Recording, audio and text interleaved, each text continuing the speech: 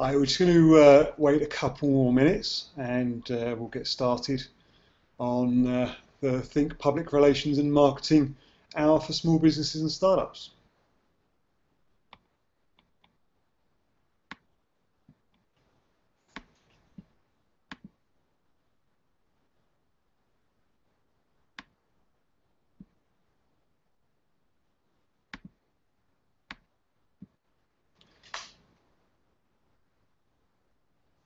We'll wait another minute or so before we get started, but if you've got questions, come get involved and let me know in the event window if you'd like to be part of the discussion. If you've got questions, then you can just paste the questions into the chat box.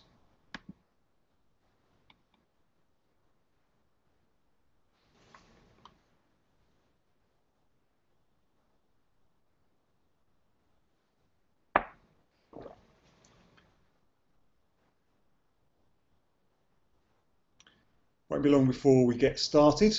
I'm just waiting another couple of minutes and then we'll get started on the Hangout.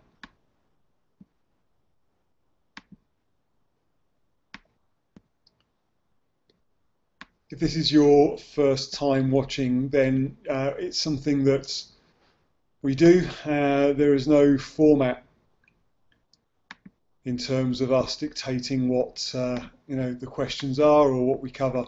It's up to the participants. Sometimes we get lots of people turning up, and other times we get less people turning up. But that's the whole idea. You come when you have a question. And if you want to be part of the community, you can come and be part of providing answers and experiences for other members of the community.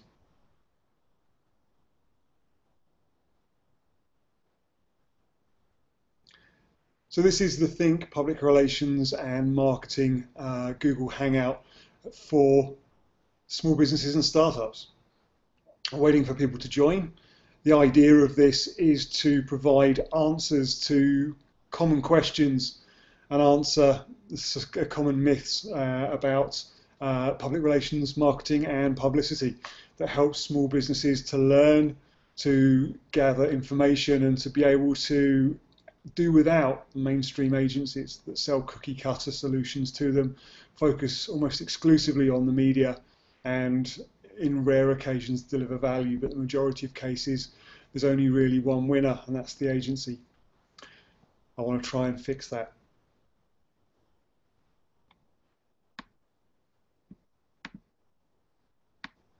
On an average Hangout, we cover things like what is public relations, what is publicity.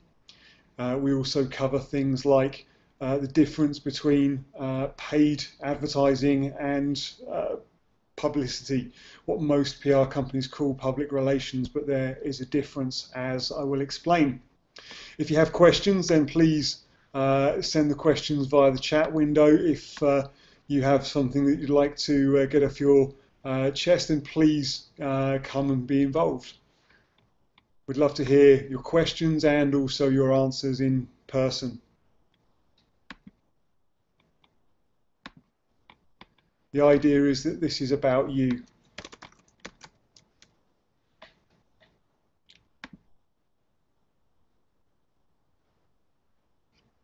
The format varies from week to week. We don't have a set format for them. It's all about the attendees, the questions that they have, the challenges that they have, and the people that are participating. We try and get answers to real questions, to the real challenges that you're facing in your business that will enable you to move forward.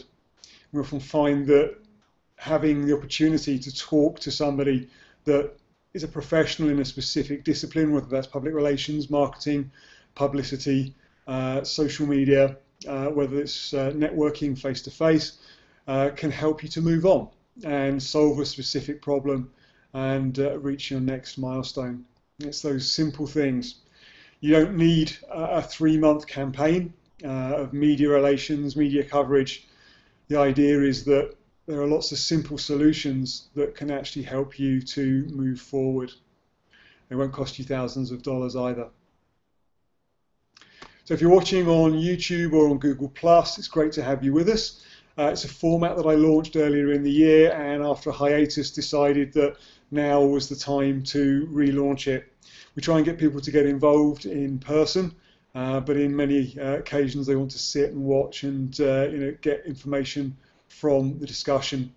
But if you have a question, please let us know on the Google Plus page or a part of the chat window in the Google Hangout.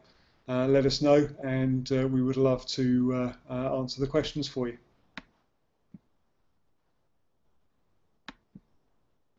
One of the big problems is that people get public relations, marketing, and publicity confused.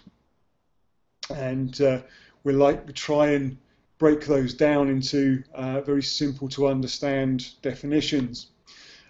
My definitions of public relations, the difference between public relations, marketing, and publicity. Public relations is everything that you do to build and maintain relationships. Marketing is everything that you do to get those people that you have relationships with to take action on your behalf. And the most important piece of this is because they want to. And publicity is simply the communication of information between an organization and the general public. There's no intent to either build a relationship or to get them to do anything, to take an action on their behalf. It's simply the communication of information, and we find that that's typically what most public relations companies sell as public relations, when in reality it's publicity. People wonder why it doesn't work. Well, the reason it doesn't work is because you're not engaging the audience. You don't have a relationship in place in the first place, and they don't know what you want them to do.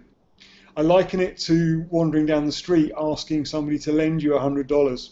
The chances of you finding a random stranger to do that for you, or to hook you up, or to introduce you to somebody that can, is slim. Whereas if you walk into a room of people that you know, that you already have existing relationships with, there's a pretty good chance that somebody's going to gladly give you that $100 that you need. One, because they know that if you're asking for it, then you clearly need it for a reason. They also know that if you borrow it, then you're likely to give it them back. And they trust that you ask for it genuinely. The trouble is that these days with publicity, public relations, and marketing, too much of it is real time. People talk about the ability to communicate in real time, but actually what happens is generally it's the ability to publish or publicize information in real time. And without the relationships in place or a clear call to action, it doesn't work. And we're trying to fix that. We believe that the industry needs to change. The public relations industry is fundamentally corrupt, and we want to do something about it. And we believe that entrepreneurs have the ability to change the industry by asking the right questions, by having enough knowledge to know when they're being fed a line and when they're getting bad information. We believe that we can fundamentally change the industry. In the event window, I posted a link to an article, which is 10 things that public relations companies don't tell startups and small businesses. A lot of the information contained in there is the basis of the public relations industry right now. Everything they tell you or don't tell you benefits them at the expense of their customer. And we don't think that's fair. We think that that needs to change, and it's the only way that public relations will have any credibility, will have any value, and entrepreneurs will be able to use it effectively to grow their businesses. So we're coming up to 5:10, and as is often the case, we're still waiting for people to arrive. People come and go in this hangout as they please. They come when they have a question, they come when they want some community, they want to listen to the discussion that's going on. We'll wait for people to come in. If you're watching on YouTube or via Google+, please, if you have questions, let us know. We'll be very happy to answer them and be able to give you the information that you need.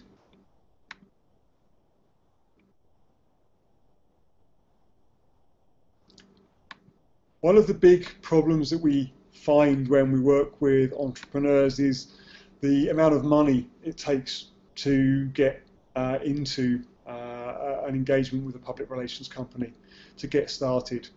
Typically, it's between $15,000 and $20,000. The minimum retainer for most PR companies in the city is between $5,000 and $10,000 every month. And the minimum these days tends to be 3 months. So before you know it, you've spent $20,000, and that's before you've actually started to do any work. What we think is that you should understand what is going to be done for you, what the company can do to help you before you get started. And you make a judgment on where the value is, you make a judgment on how much money you spend and how much you can do yourselves. I'm a big believer that entrepreneurs are resourceful. They have to be, and they can do an awful lot of the work that needs to be done as part of a PR program themselves. What they need is a little bit of help, and that's really what we're trying to do through the work that we do for customers, but also through the Think PR Espressos that get recorded every day, and also through events like this on Google+. By giving entrepreneurs and small business owners the information to make good choices, to ask the right questions, and to understand what public relations is really about, we hope that we can make public relations far more cost effective, but also more effective in terms of delivering the outcomes that people want in their businesses to grow their businesses.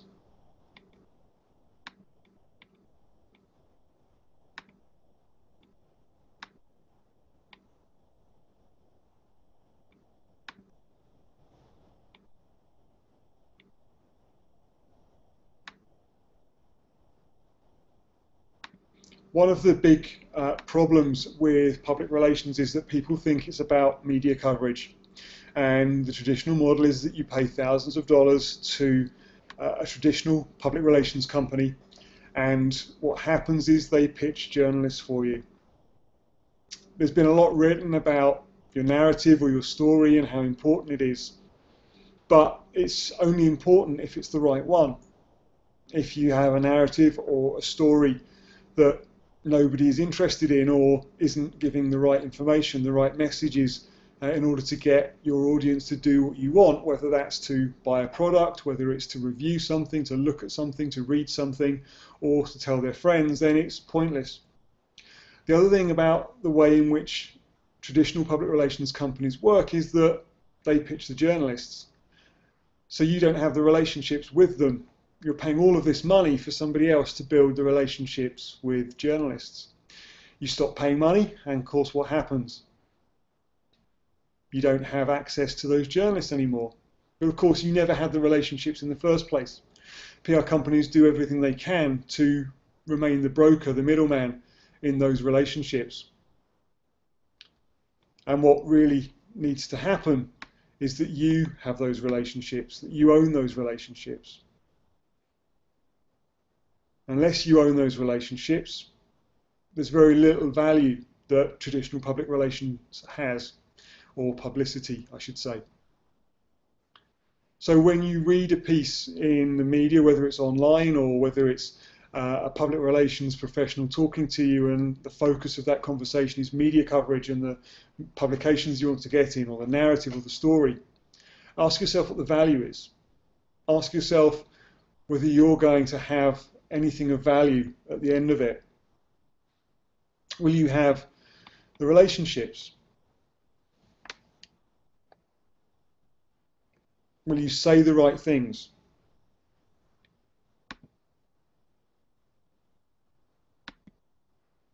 Too often the answer to that question is no.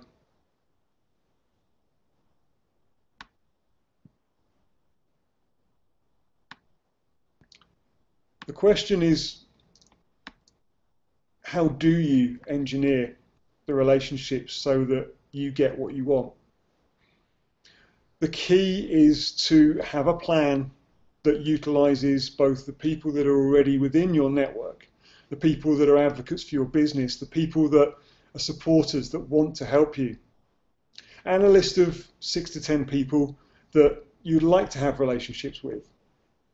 Very often the people that you want to have relationships with for your business are closer than you think. There are people within your existing network or within the second degree of that network that will be able to introduce you to the people that you need to be building relationships with in order to grow your business, whether that's journalists, analysts, influencers. It could be that it's early adopters, customers, or prospects. But one of the things that is wrong about the traditional industry right now is that pitching the media is like playing the lottery every time. Every time you get a piece of coverage, you're assuming that the people you want to see it sees it. And when the media was mainly offline, you had a week, a month, sometimes a quarter for a magazine to sit on somebody's desk, for them to flick through and to see the piece that you'd written or the news that you're telling about your company, your narrative, your story, call it what you want. Nowadays with online, you have 15 minutes, an hour maybe, 4 hours perhaps. You might even get a day if you're lucky, if it's a very, very targeted niche publication. But the reality is that the chances of you getting seen by people that are the most likely to have a need for your business, product or service is slim. I did some mathematics a couple of months ago and looked at, if you look at a circulation of 300,000 page impressions a day, what the chances are of you being seen. And with those 300,000 people, if you apply the 5% rule of sales or direct marketing, then you're effectively talking to 1.5 people. If you think you get 5 or 6 pieces of coverage over a month, now 5 or 6 pieces of coverage has cost you $1,000 per piece. Could you not have spent $1,000 doing something a bit special to target those people, those 1.5 people, if you spent $1,000 on 5 people each? You could probably do something that was memorable to them, that gave you that opportunity to talk to them directly, rather than placing a piece of coverage in a magazine where you never have a relationship with the journalist, you never have a relationship with the audience. But think what you could do if you spent $1,000 trying to build a relationship with somebody.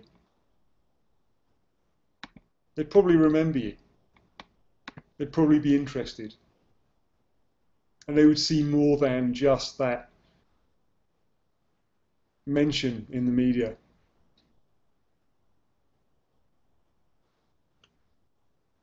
Welcome to the Think Public Relations and Marketing Hangout for small businesses and startups. It's an opportunity to answer questions from small business owners and startup entrepreneurs. If you have a question, then please feel free to add it into the chat window, the group chat window. And we will be happy to answer it.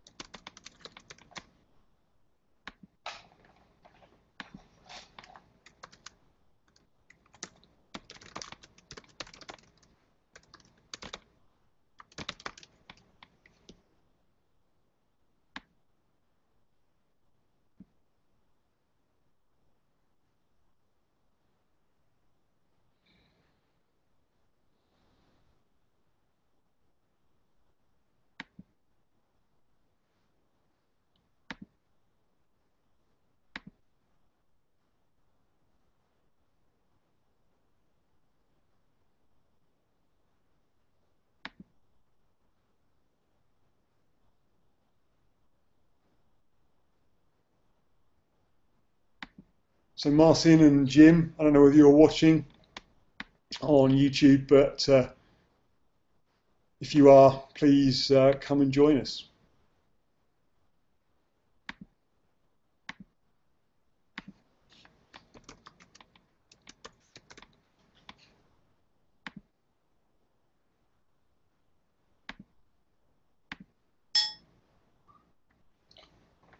So this is the Think Public Relations Espresso for small businesses and startups. We're trying to answer questions from the community on everything relating to public relations, marketing, and publicity. It's a fairly confused world out there right now, and we want to try and help entrepreneurs to understand the difference between public relations, marketing, and publicity, and how to use it to grow their businesses. One of the biggest challenges that we find small businesses face is understanding where to focus their attention. The problem is often that there's so much that you could be doing, but it's very difficult sometimes to understand where you should be focusing either the attention, the time, the money, or the energy. One of the things that it's critical to do in order to understand what you should be doing is understanding your audience. Figure out who your audience is in detail. Figure out what the problems are that they're facing in their business that are relevant to the product or service that you have, and how to actually solve that. Learn the language that they use. Learn where they hang out, whether they use Google Plus or whether they're on Facebook, whether they use Twitter or LinkedIn.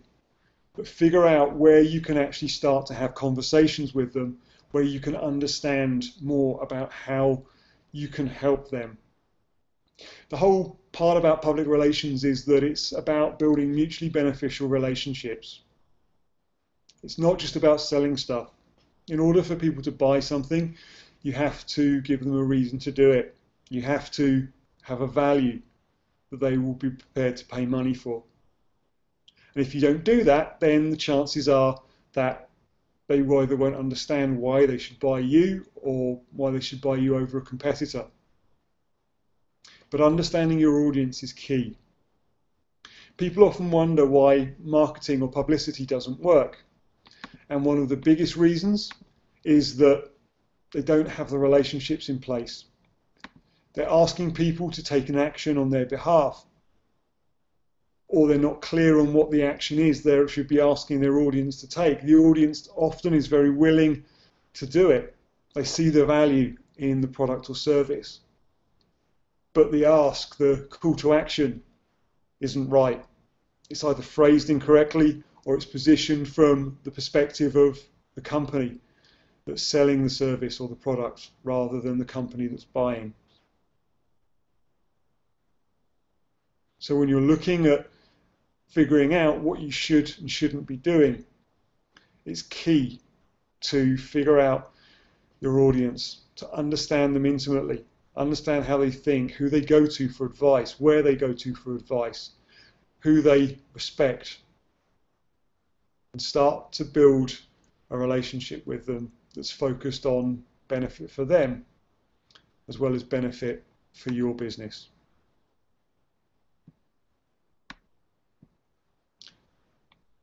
It's 5:22 and we're still waiting for people to join. I know that some people have had some problems joining.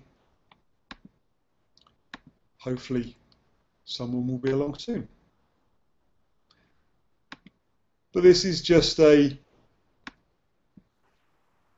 starting point. The idea is that we will be building a community where we'll answer questions that you're facing in your business relating to public relations, marketing, and publicity to help you to solve some of those problems and be able to move forward without spending thousands of dollars.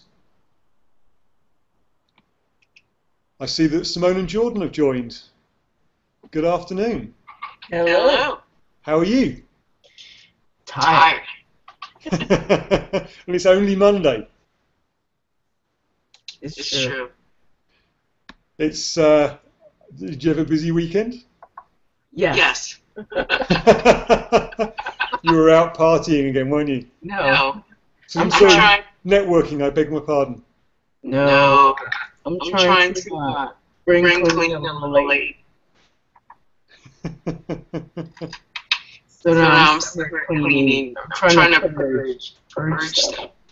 Yeah, I'm trying to do the same. It's a never-ending battle. Whoever spoke about the paperless office was lying. That was a lie. Oh, it's great to have you on here. It's been a while since we've done one of these. Yeah. 2 months? Yeah, maybe a bit longer than that actually. But it's been a while. So is Jordan there? I can see Jordan, I can see his picture, I can't hear him. He'll be along in a second. So what are the challenges you're facing in your business right now, Simone? What are the things that PR-wise you've seen or marketing-wise that have interested you? A lot of stuff lately has come out. My mind is okay. I've seen a lot of stuff where PR is coming up more and more as a topic, whether or not it actually exists, blah, blah, blah. But you've been on the forefront of that conversation for a long time. So, yeah. I feel like I already have my we've already talked about this so long. Well, it still amazes me how much gets published that is incorrect. And there's a thing about you can blog about something and make yourself an expert or show your expertise. And far too often, the people that write these things have not a clue what they're talking about. And it does damage to my industry, which has been one of my contentions, and it doesn't help, entrepreneurs. No, it does. And, it's designed, I hate to use the word disinformation, but it's designed to, to benefit the agencies rather than benefiting, potential customers. And then it ends up being a repeated cycle. You get someone who promises you to do something, they don't do it, they get on, say how much they PR for their experience, and then it just keeps repeating. Yeah. It always amazes me that people seem to kind of have they make the same mistake. They pay for PR knowing it's not going to work, and when it doesn't work, they go and do the same thing again. So what do you think about Malaysia Air? It's about the rebrand. Yeah.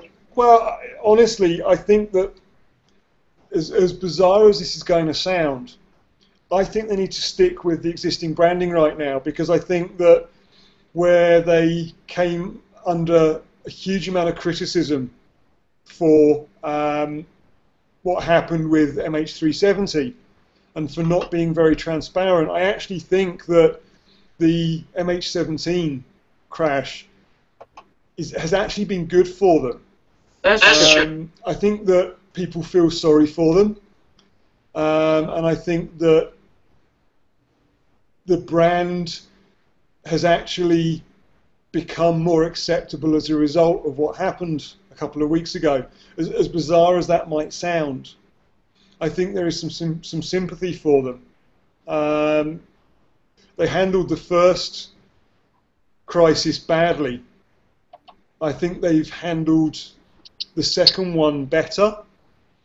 I think the Dutch as well have also, because obviously there were a majority of Dutch passengers, I think they've handled it better because the Dutch have been involved, or maybe that Malaysian Airlines learnt how to deal with it slightly better. But I think there's sympathy for them right now, and I think changing the brand could be a mistake because they're starting to rebuild trust all over again. But we'll see. It's a very difficult call. Just saw Jim joined as well. Jim, what do you think about Malaysian Airlines? There's talk about them rebranding. Is it a good idea or a bad idea? Well, first off, thanks for having me on. Oh, you're welcome. Nice to see you again. Yes. That's a good question. I don't know if we really know. Maybe in like a year or so. Yeah, I think that's possible. I think that it's maybe a little bit too early to know what to do, and I think that it might be now is maybe not the time. They also have other priorities. It might be a good idea to wait and see. It's a thing they have. Two major clashes in 4 months. Yeah. So. But I think they may have got some sympathy from what happened 10 days ago. As bizarre as that sounds, I do wonder whether they've actually benefited as a result of that.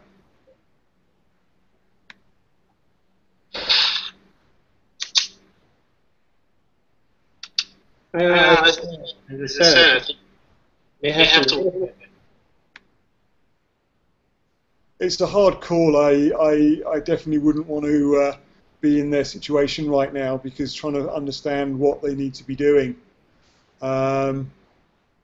it's very difficult. Very difficult.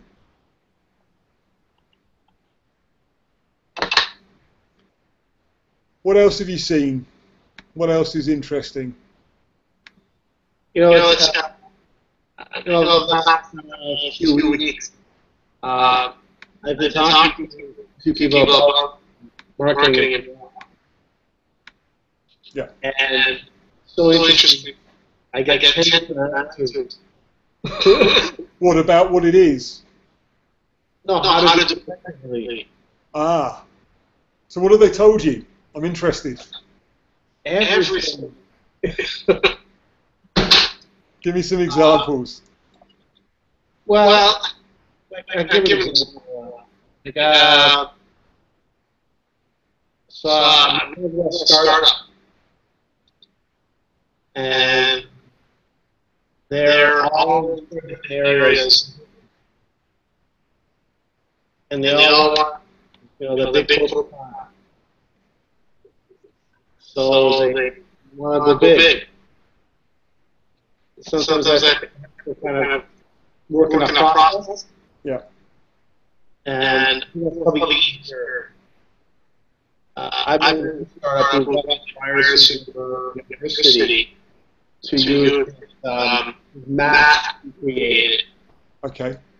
But I think that's sort of a one and a half. So. Well, I think that the temptation is, and it's what part of the startup culture in particular, the tech startup culture, is that it's about billion-dollar companies, and it's about going big, and they see that everyone is their audience, rather than getting a few people fanatical about the product or service and spreading it that way. If you look at publicity, one of the big things is that companies send out press releases, news releases about a product launch or a new service, and they say how great they are, and the journalist will say, okay, well, can I talk to somebody? We'll talk to a user, and they can't provide them. From a journalist perspective, it's the most frustrating thing. You're making a claim about what you do, and yet you can't back it up with evidence. You can't find somebody who is that pleased that they will talk to a journalist about it. Whereas if you start small and you build that user base, then you've got those people that will talk to other people, and you can incent them to talk to other people, whether it's through products or services or some kind of value, but then get them talking to other people. And it always amazes me that people want to make a big splash, but then don't have anybody that will talk about how great this product or service really is. Yeah, and we talked about this before another forum. But I think you have to start somewhere. Like say, like for my business, I have a number of clients who know a couple of services and why did because I've done explaining what and they know so they can really chat. So that's the process of business. Yeah, it's about being able to explain the value, and it's one of the things that a lot of organizations haven't figured that out. They're talking feature and function. I'm always interested in watching what you post, Simone, about kind of fashion industry, because they seem to have figured out what their customers want. What is it? Sorry. So I can't hear you, Jim. I'm sorry. Say that again. What industry? Oh, fashion. Fashion. I've learned the things I've learned from watching the stuff that Simone posts about fashion is great. You know me, I'm going to throw back to 1984. They realized really quickly the power of social media, and it resulted in a big jump in their sales. So they're gang up. It's about managing the advocates, managing the people that are passionate about your brand. Right. And then it allowed access to luxury brand, to non-traditional luxury brand customers with the advent of online shopping. So you don't even have to go to the store anymore. You can buy these goods online. And it's like I said, you may not fit into the dress, but you can carry the handbag. Yeah. I might not carry the handbag, but you never know though. If there's one that's the right shape and size and goes in my outfit and my shoes. They call them handbags. Yeah. But it really is about one of the big problems right now, I think, in kind of PR and marketing and publicity is that people are trying to. It's almost like trying to marry people on a first date.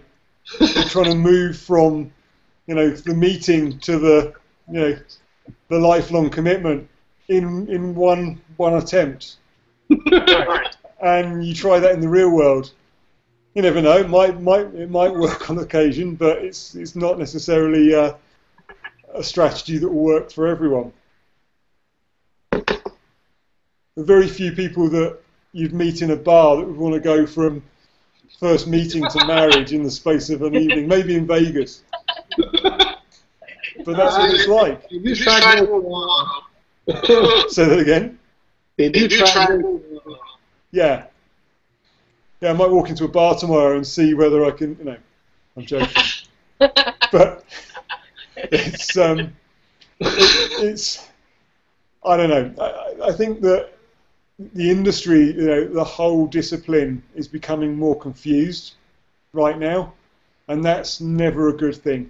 Never a good thing for the industry, but it's certainly not a good thing for our customers and for entrepreneurs, because the water gets muddier rather than using the technology and the access to people to make it clearer.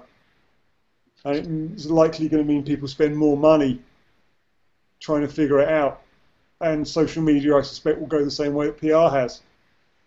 People spend the money, but spend it grudgingly, and they get very little value in return.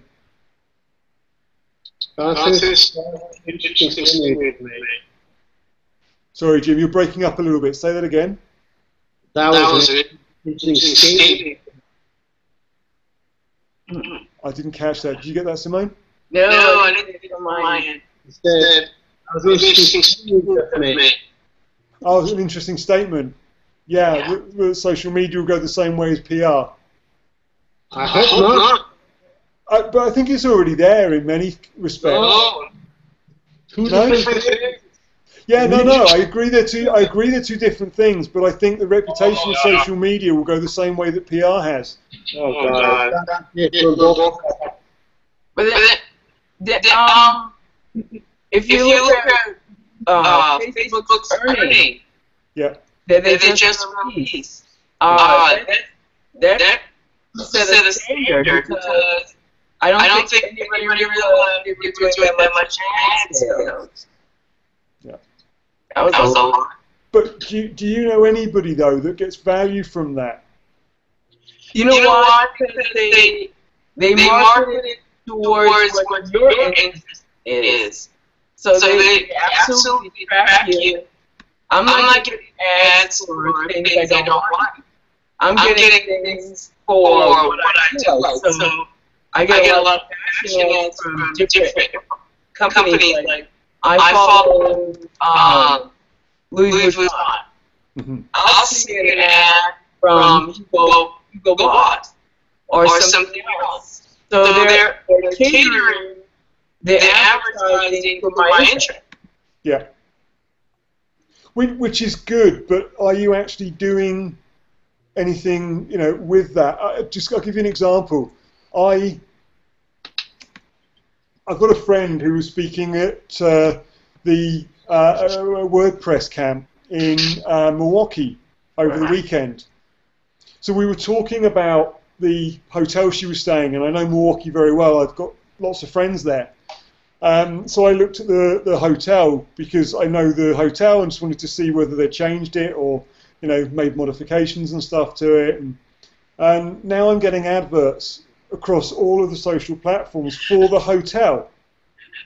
Right. And I would love to go there. But right now, I have no reason to buy or to click on the webpage so it's, they're paying for adverts for me to see the adverts, but I'm not likely to buy. Right. And so it's just simply, it's not awareness. I know that hotel well. And if I go to Milwaukee, I'll probably stay there because it's a great hotel. So it's having no value in terms of making me aware of it because I already know about it. It's costing them money to advertise to me, hoping I'll click on it. But the chances of them getting me to buy right now is slim. Right. And I fear that too much of the Facebook stuff is like that. Another example, Maserati. I love Maseratis. I'm never going to buy one, at least not anytime soon. So again, they're spending money on something that I could be part of their community. It'd be great. I can talk about their cars, how great they are. I was watching Top Gear last night with the McLaren P1. There is no chance I'm ever going to be in a position to buy a McLaren P1, much as it saddens me to say that. Unless I get bought out by Google or, You never know. You never know. But it's, again, having those stuff in my stream, I'm not in a position to be able to do anything with it. And I think that's how press coverage works right now. And it's how increasingly social adverts are working and how social communities, you have communities that are built with people in them, but whether those people are actually people that are in a position to transact with you is questionable. I was saying to somebody over the weekend, I was speaking at Product Camp Toronto, I think Apple stores aren't actually about selling stuff at all. They do sell a lot of stuff in store, but I think Apple stores are about community management. And I think that's where things need to go. People need to look at what Apple are doing. Not necessarily open retail stores, but understand that it's about getting people that are already passionate about your products and are customers together, rather than trying to just randomly attract new people into the community without understanding whether they're likely to become a customer. Do you think other companies are adopting Apple's style? Because I've noticed that in Best Buy, they have like a Sony rep, they have a Samsung rep, they have a Google Web. I mean, it's almost as if they're trying to bring that same experience on a different level. I don't know. I think they're trying, but I think that having reps in stores is questionable. I was in one of the cell phone stores here a few months ago, and there was a Samsung rep in there, and they got this whole connected home offering that I knew nothing about, and so she talked me through it, and it was useful. But I don't know. I think Apple. People need to understand what Apple did and then apply it to their own business, not necessarily just do what Apple's done, because it would be different for every business. Right. Because I know somebody in the oil industry, and they're highly resistant to social media. Yeah. They can't see what's the. Yeah. I think that a lot of B2B right now, if you're trying to target purchasers, it's who's going to buy enterprise software off of social media. Sure. It's, when you're spending more than 99 cents, it's probably difficult. And the argument is that if you buy something off of social media, you're probably gonna buy it anyway, or at least in that position because you know the company or the product. But I don't know. What do you think, Jim? Again, it's something that's evolving, and it comes down to choices. I was talking to my brother, and he's buying stuff on Amazon.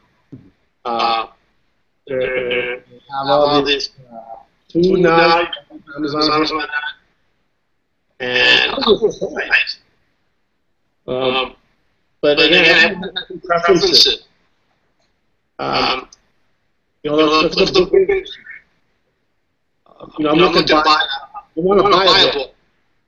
It's nowhere in Toronto. You can only buy online. And you raise an interesting point. No, really. You raise an interesting point about preferences. Yeah. And I think too many companies treat a group of people as one person. There's very little segmentation, or in many cases, there's really no attempt to understand what individual preferences are, even by group. So to understand that, people like me that are, 40 to 45 years old, that, live in a certain part of town, have a certain income level, like certain things. If they understood a bit more about me, they'd be far more effective at selling stuff to me. Whereas just grouping everyone together, whether you're in a high income bracket, a low income bracket, whether you're male or female, whether you're between 18 and 55, it's very difficult. I think preferences are really important, and understanding them, because it will help you build relationships with people, help you market to people, and it'll also help you to publicize stuff better. Yeah, I think there's a separate. But others just don't. Like they're talking about Apple. I mean, Apple. You go to any store in Toronto. I mean, it's hot. Mm-hmm. And it doesn't matter what the year it's going to. So they've done a great part promoting to all ages. And you go there,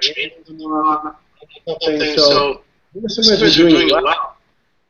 Well, I was gonna ask you about that actually, because you do some stuff at Microsoft stores, and Microsoft have tried to do what Apple have done, and there's a shopping mall in the city here, where you've got the Apple Store and the Microsoft Store almost next to each other. And I think that, I mean, really the Microsoft Store looks like the Apple Store, just branded Microsoft. But I think that the model works, but I don't know that Microsoft has quite figured out how to get people in there yet, in the volumes that Apple does. I think that it could do, but I think it's understanding, who the core customers are, who are the people that it needs to attract, what the products are that it needs to showcase in order to get people in. It's a good point. I got a quick point. I was at their new launch they had in February in Mississauga, and it was great. They had 2 days after the event, they had a big concert, and it was called the Weezers. Right. And age group. I remember those from my youth. Yeah. I remember who they were. The age group out there were between 18 and 35. Yeah. So I think Microsoft was definitely trying to work with it.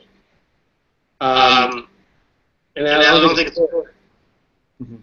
Microsoft has a different brand than Apple. I do some seminars at two of their stores. They have a little seminar in the back of the store. And it's been a while there because they got different people coming in, bringing people from their network to that store. So I did a week last week for the Public Association. So I brought 15 people to that store. Yeah. So they understood the community engagement. And that's something that's different than the Apple. I think it is about the community. Back to the original point I made about Apple, the stores are about managing community. I'm sure there's far more information that gets used from conversations with the staff there. Actually, maybe it's something I ought to go and ask some of the staff at local Apple store if they do debriefs. They do. They do. Okay. Because I'm sure there's information from conversations they have with people in the stores that is far more valuable than actually selling products. Absolutely. I have it in my Okay. Yeah. I told them. So yeah. But I'd love to talk to somebody either at Apple or Microsoft about how that process works and why it's so important, because I think that a lot of entrepreneurs could learn from that, from actually listening to what people are saying rather than building products and then trying to push them onto people. Well, I think it's important to do that. And, I do products. I ask, why they like you, what the issues are. And I emailed them and asked them a question. Because I was concerned to know what the reason was. So I think it's important to keep that in. Yeah, it's information. I think information is going to be useful. I think social media's value will be that listening, and there are very few people listening right now. I think more companies need to get that. Well, I think the only social media activists Twitter. Something can happen. Man is blown up on Twitter. I mean, that's the culture in the world as far as I understand. So I think it's so Oculus thing. Twitter has a way. I mean, they got it. Yeah. The rest now, Facebook has a little thing aside. As what's trending. Yeah. Right. So all about the eyeballs, where they're. what do you see trending in communications right now? What are the new things that... I was talking with somebody over the weekend about Yo, and they seem to think that's going to be big for kind of communication, certainly with millennials.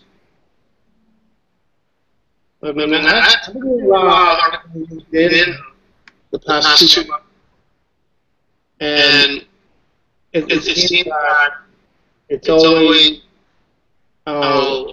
the same thing, but from different. But I don't find it. So I'm trying to find out because I just think LinkedIn has lost its pizzazz. I'm in 600, and they're all wrong. I couldn't believe it. So somebody else wrote about that as well. Pardon? Somebody else wrote about that recently.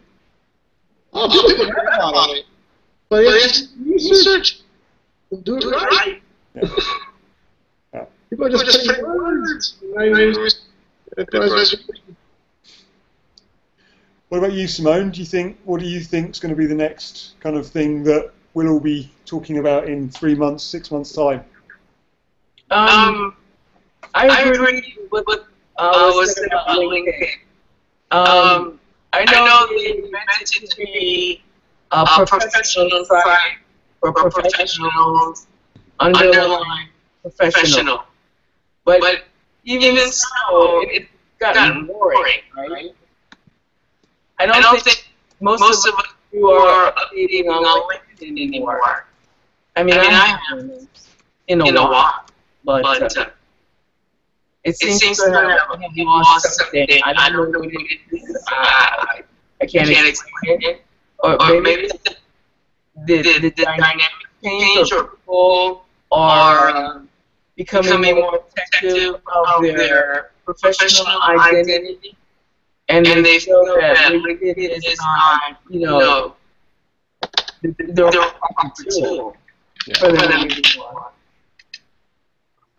Because I know there's certain things that address one part of my professional life and don't address another. Because my social media identity is different from my professional work identity.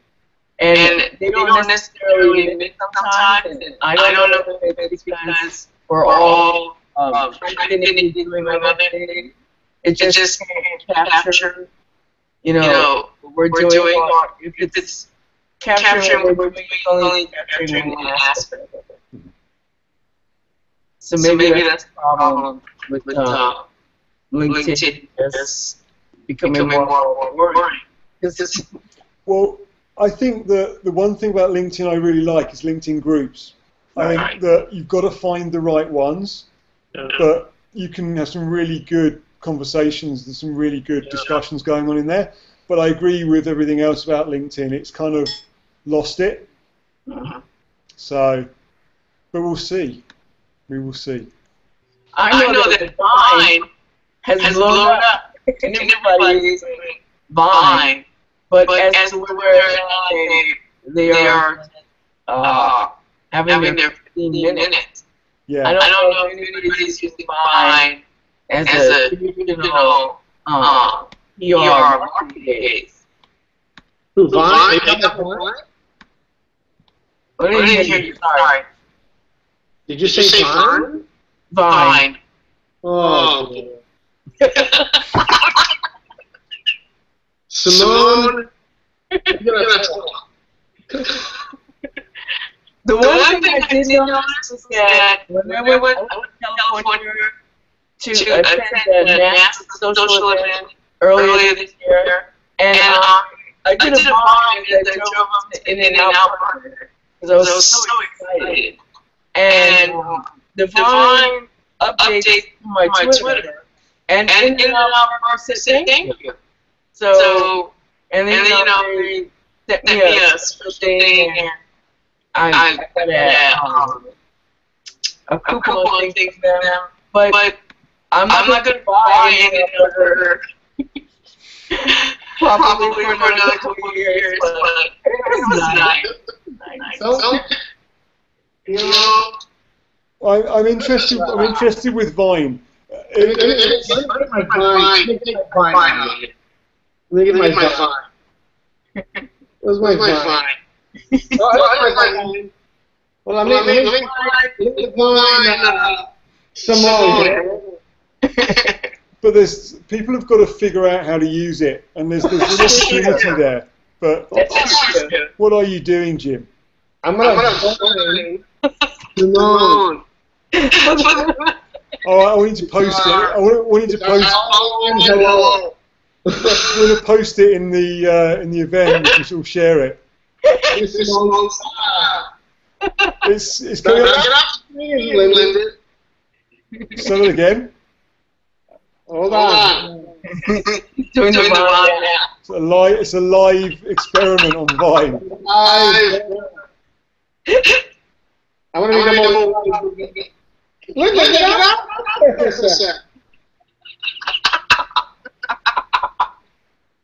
Hey.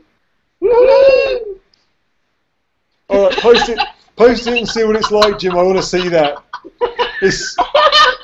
It's just turned 6 o'clock, so that's the end of the hour. But I'm going to do these again every week, so it's great talking with you both. And we'll do the same thing from 5 to 6 again next week. And, I want to see that Vine.